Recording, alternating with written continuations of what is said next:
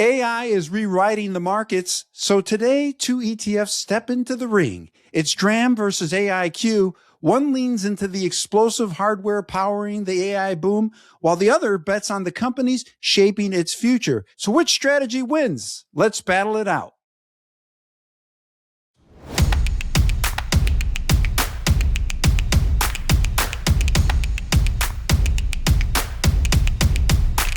You're watching ETF Battles. I'm DeLegge. Great to see you. Welcome to our original series. We're deep into season 7 and pumped to have you here. Join the community by hitting subscribe and drop your ETF battle requests in the comment section below. Give me your exact tickers and make them good. Join me live on July 23rd for how to de-risk your portfolio before the next market downturn. It's free, but space is limited, so lock in your spot now. It's July 23rd. The registration link is in the description section below. Do not miss it.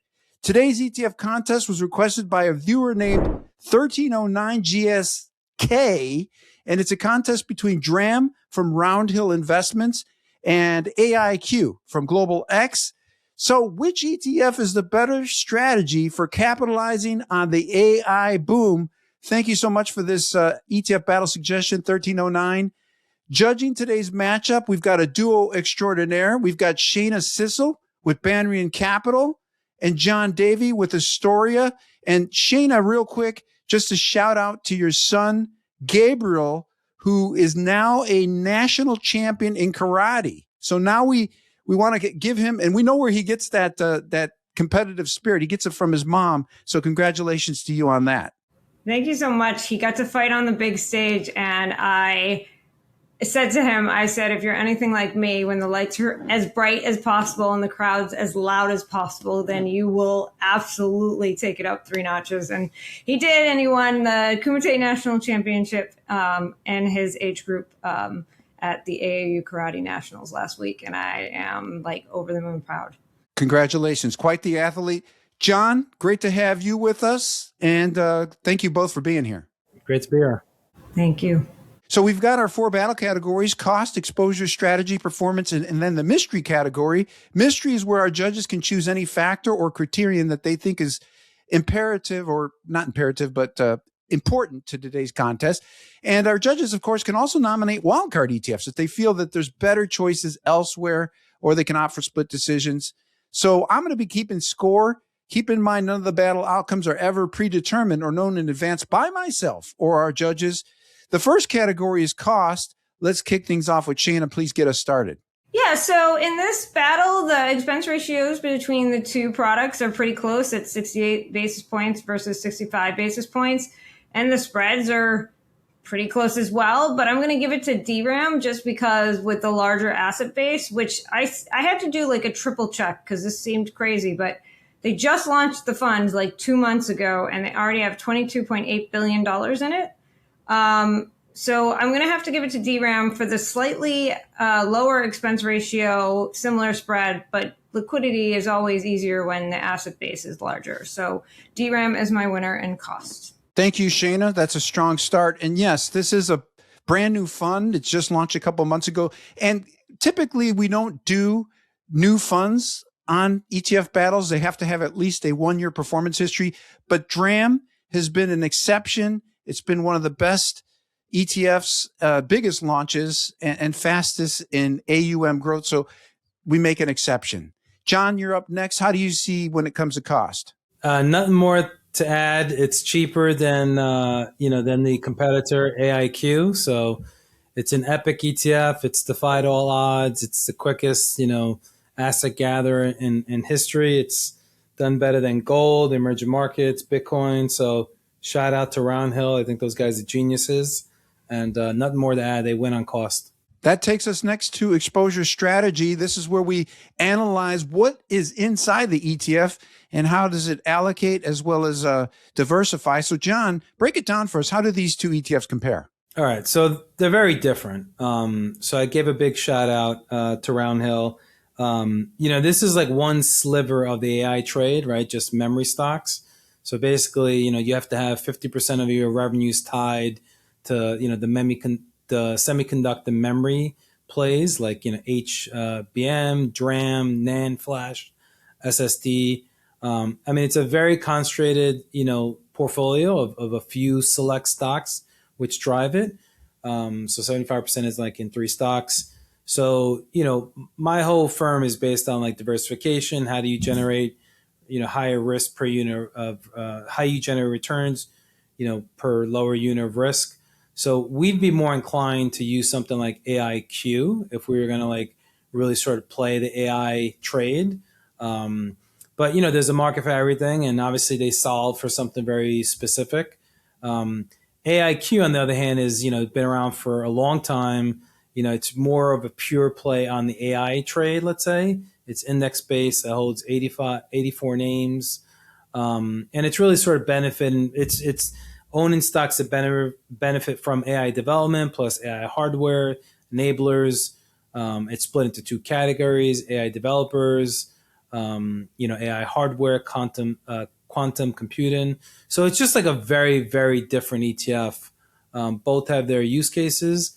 We'd be more inclined to use AIQ, but DRAM has done an epic job. All right, got you down for AIQ. Shana, you're up next. How do you see it when it comes to exposure strategy? I don't have a ton to add. John kind of said everything I was going to say. DRAM is a very niche play just on memory and storage chip companies, and 3 stocks are 75% of the portfolio: Samsung, Micron, and SK Hynix. And some of the strongest performance, I think, comes from Micron, and SK Hynix just announced that they're going to list in the US with an ADR. That's going to help that stock as well. I think it's listing on the NASDAQ, which means it's likely to be inclined to be included in the NASDAQ 100 index, which will help this product even more.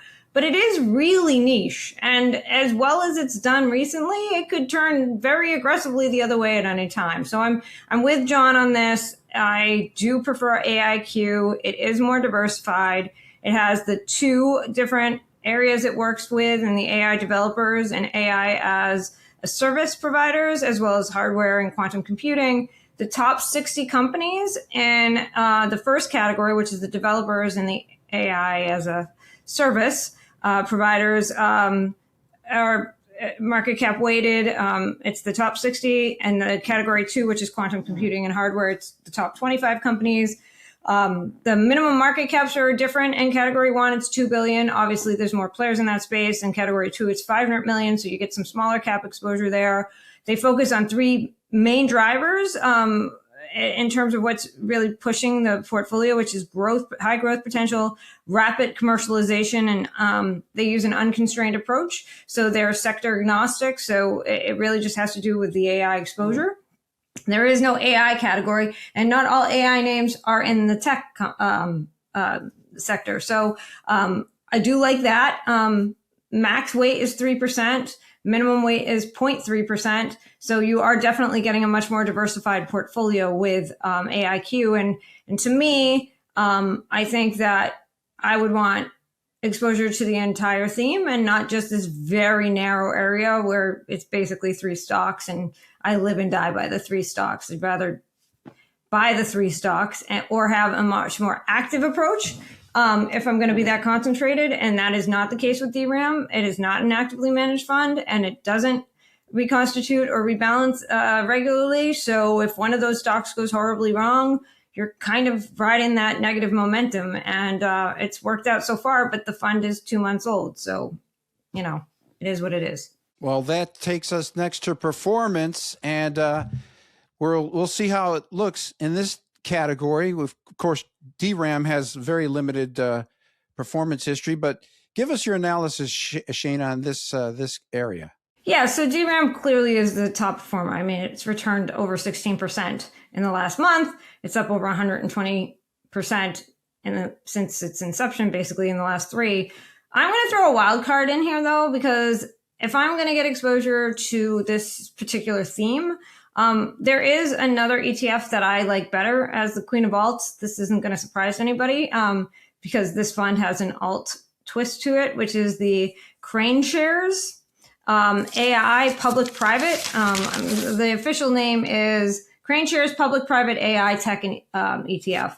And it is actually got stronger performance than AIQ. And What's the has a ticker on nice. that? I'm sorry. The ticker is AGIX. And it has strong performance as well. It has a longer track record. Definitely has slightly better performance than AIQ. And I think that's because it can have up to 10% of its portfolio in private companies. And as of today, the two private companies, or actually only one's private anymore, that it had in the portfolio was SpaceX, which obviously just IPO'd, and the fund has benefited from that. But they also own about 3% in Anthropic in the portfolio. So this is a fund that can have up to 10% of its holdings in a privately held companies. I think in this theme, I would want that because a lot of the best names are staying private for a long time. And their IPOs tend to be pretty splashy. So I'm going to throw this wild card in, AGIX. I have a very hard time giving DRAM the win in this category because it was launched in April. What are we talking about? I can't feel confident in what I'm getting. So I'm going to give the win to AGIX, which is my wild card. Got it. And you're exactly right. There's not enough data, in fairness to DRAM.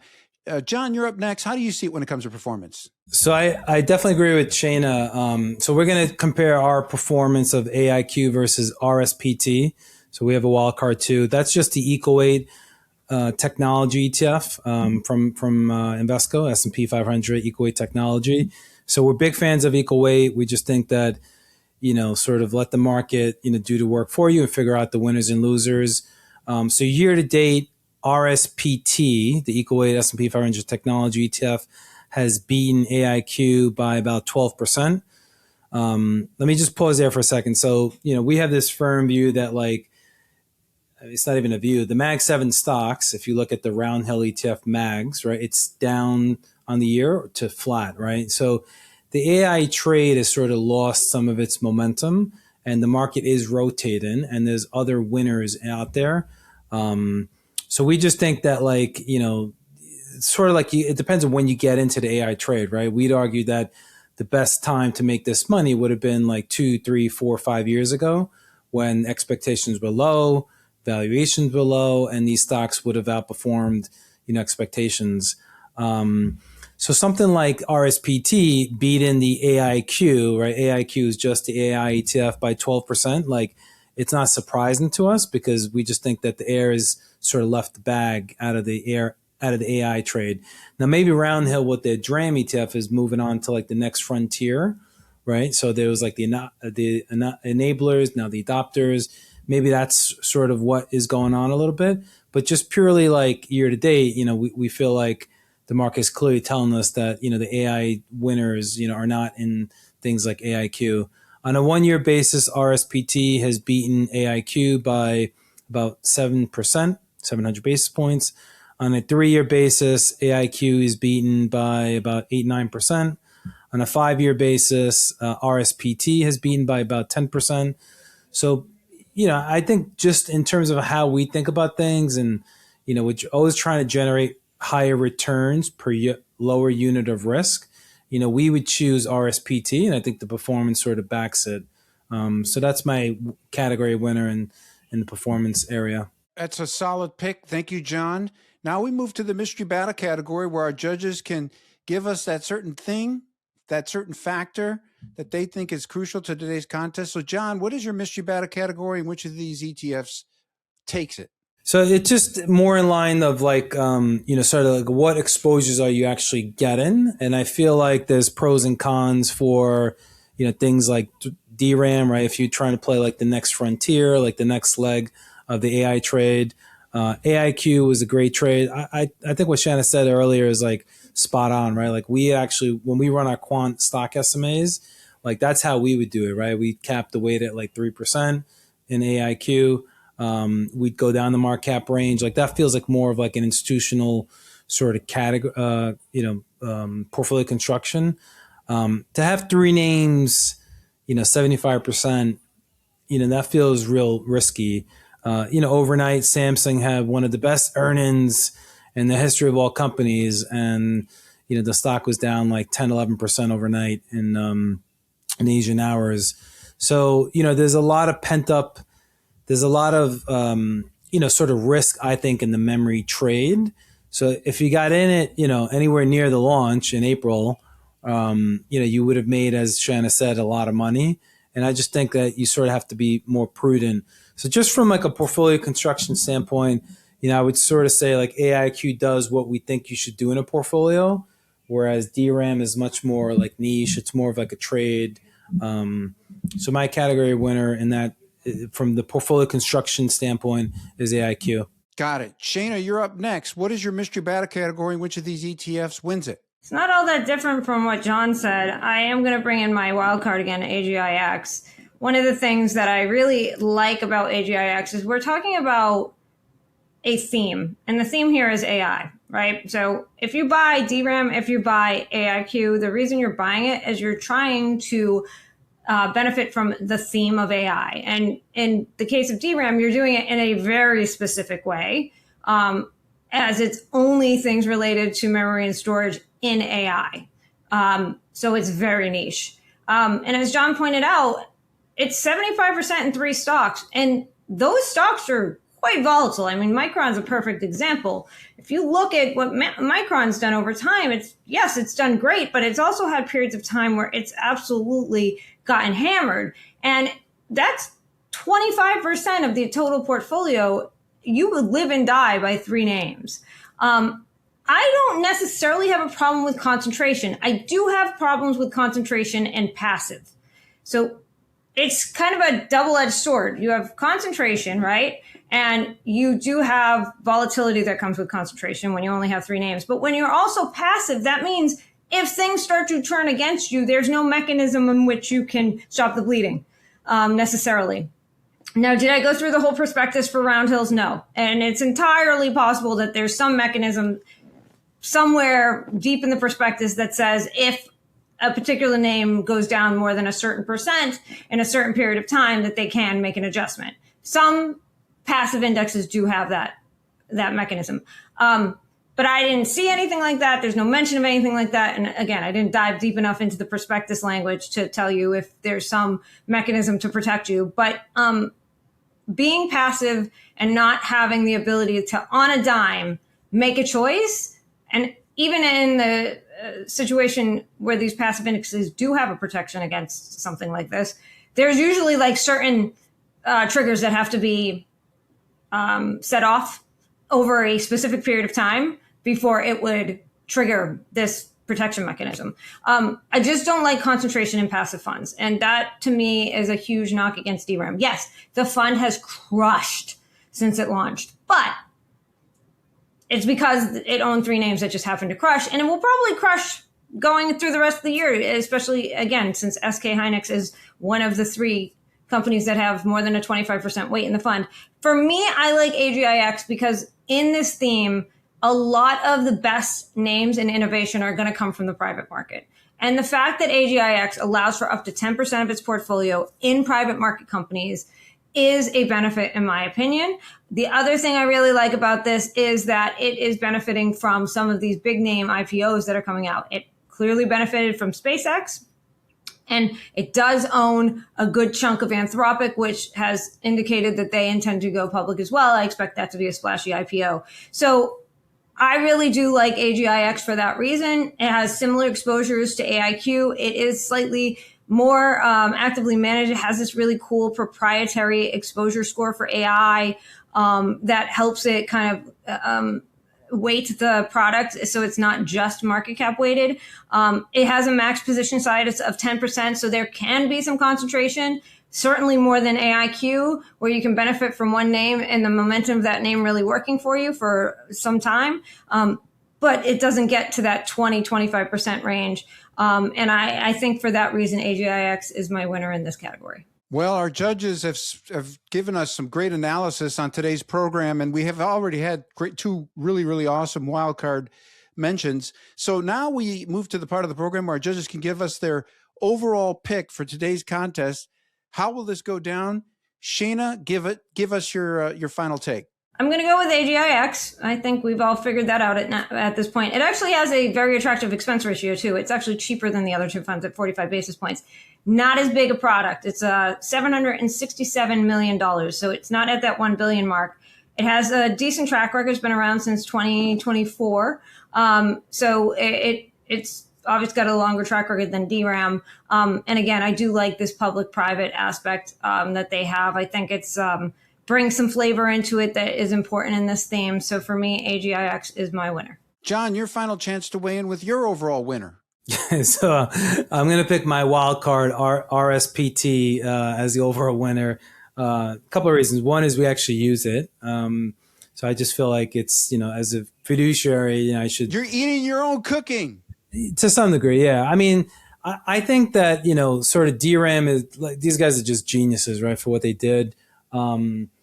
But, we sort of use RSPT because I just don't think you can fade tech, right? But I'd rather be diversified. I'm always trying to generate higher returns per lower unit of risk. When you equal weight, you sort of let the market dictate, the winners and losers for you, as opposed to you saying, okay, these three stocks should be 75% of your ETF. It's interesting, too, to me, John, how you picked RSPT over XLK.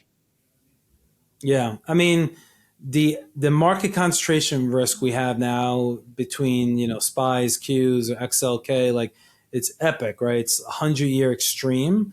So our whole firm is like, how do you tilt away? How do you, sort of diversify away from in the event that there is a sell-off in the AI trade? So it's not really surprising to us or to our clients that we would use something like an RSPT in sleeves of portfolios that we run. When we first started Astoria, we would equal weight all our quant stock models just because that's what I've always done, equal weight for 25 years when I was doing quant modeling at Merrill Lynch and Morgan Stanley.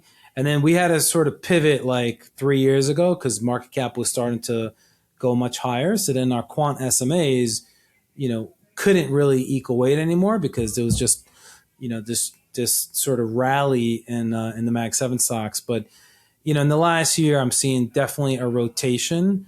Like I said, the MAGS ETF from Round Hill is down to flat on the year, whereas things like, equal weight strategies, like we run an equal weight fund ROE, which is up like 20% year to date. And it's dramatically outperforming SPY. It's dramatically outperforming, the RSP ETF.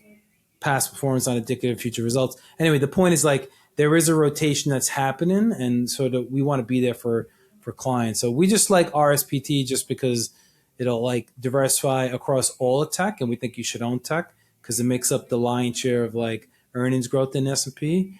And so we use that, and so that's my category winner for the reasons I've mentioned. Well, our judges have spoken, and according to my final battle scorecard, today's winner is a split decision between wild cards. We had AGIX mentioned by Shana, and then, of course, RSPT from John. And both of those ETFs, like I said earlier, great mentions from wildcard perspectives.